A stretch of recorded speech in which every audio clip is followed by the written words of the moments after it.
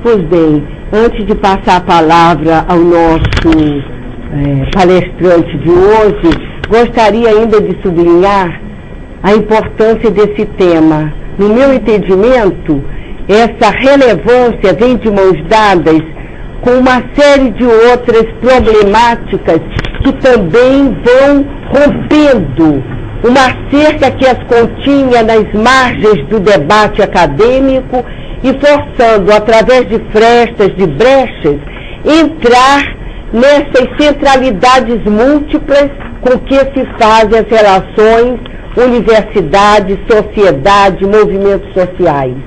E é por isso que os movimentos instituintes aparecem com muita insistência. É porque essas relações são como que incontroláveis. Todos nós que estamos na universidade, em formação, ou em docência, ou em militâncias políticas diversas que se articulam com a docência, com a discência, com o trabalho técnico e extensionista, sabemos que a partir dos anos 90, se o nosso espectro de análise for curto, vários temas aparecem em insurgência. O século que findou, o século XX, teve uma das marcas inconfundíveis com o movimento das mulheres. Mas o seu final trouxe para o debate das ciências sociais e políticas a cultura infantil, a cultura juvenil, uma série de outros temas que vêm de mãos dadas com o movimento estudantil. Movimento estudantil que, embora tenhamos anunciado no singular, ele tem uma teia e uma pluralidade que a cada vez mais nos surpreendemos, porque a rigor estamos numa sociedade engessadora, não só que nos engessa pelo consumo, não só que nos engessa pelo padrão comportamental, mas, como dizia o Foucault, o que o capitalismo tem de força, de avassalador, é que ele vai se constituindo de tal forma a padronizar mesmo os nossos desejos íntimos. Quer dizer, a próprio modelo de ser homem e ser mulher estão engessados numa bitola.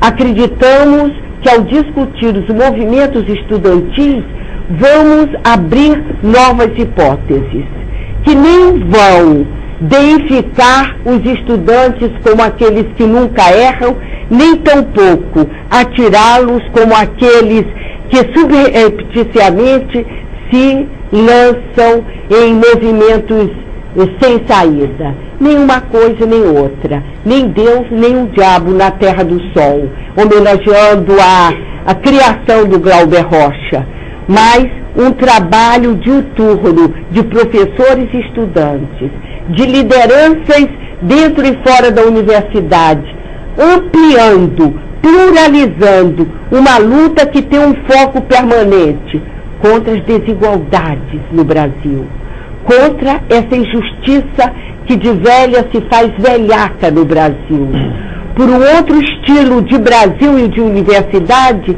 cada vez mais amplo, mais pluralizado, mais complexo, porque para mim a complexidade caminha de mãos dadas com a percepção e a prática da liberdade.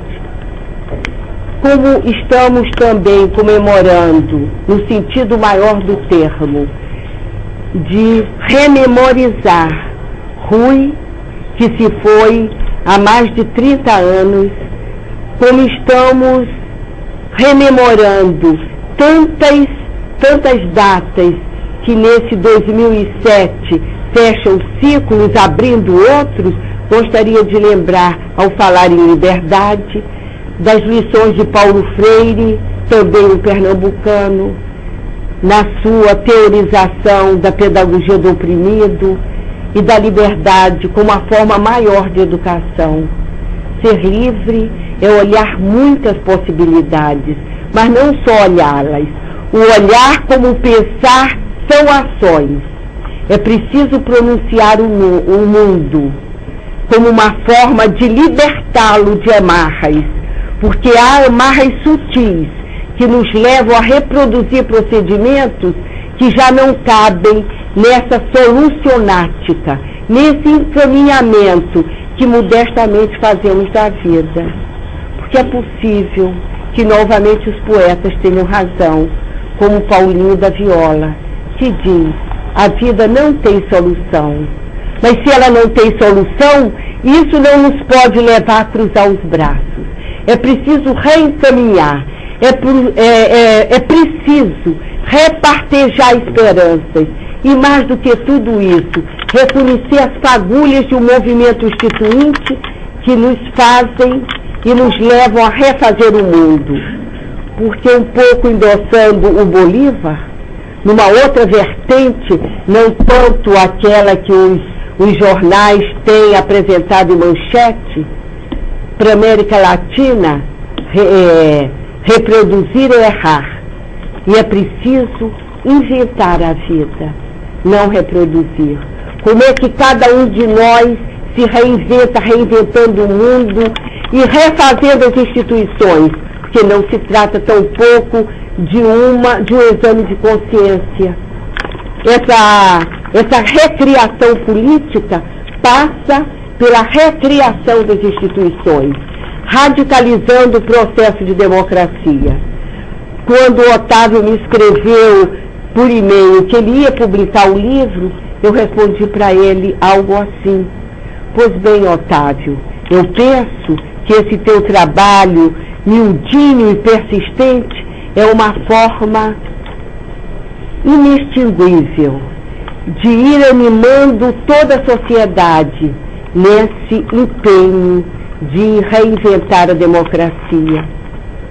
É tão importante, penso eu, reconhecer como é que a democracia se reinventa, em suas sutilezas, em suas funcionalidades de uma macropolítica, que muitas vezes se esconde nos apelos e nos caminhos intersticiais, e fazer como quem escuta o alerta de um outro poeta, do Mário Quintana, que, fazendo a diagnose, por que os jardins fenecem, nos lembrou que eles não fenecem porque o joio é potente, porque os insetos vêm dia e noite, mas eles fenecem porque há muitos transeuntes que não os reconhecem, e por eles passam indiferentes. Eu vejo essa manhã plural que estamos realizando com legiões de pessoas que se representam em cada um de nós. Cada um de nós traz uma legião de amigos, de instituições que desejam e têm esperança no movimento estudantil.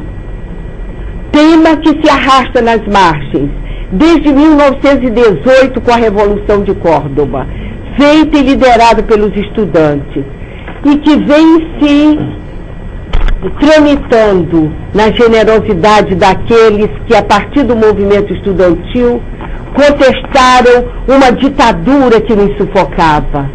Não fosse a coragem ética, porque é muito difícil estar na contramão, é muito difícil estar numa posição diferente daquele que faz o pensamento único, que constrói heróis e que constrói vilões, e exercitar sua própria maneira de pensar, uma maneira de pensar responsável que não é individualista, porque ela ressoa e se enlaça com as instituições com as quais pertencemos e às quais nos responsabilizamos pela sua construção.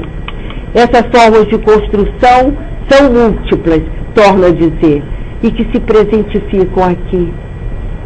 Lembro que Rui enfrentou essa ditadura com extrema dignidade, jamais denunciando colegas, e foi por isso que ele foi sacrificado, assassinado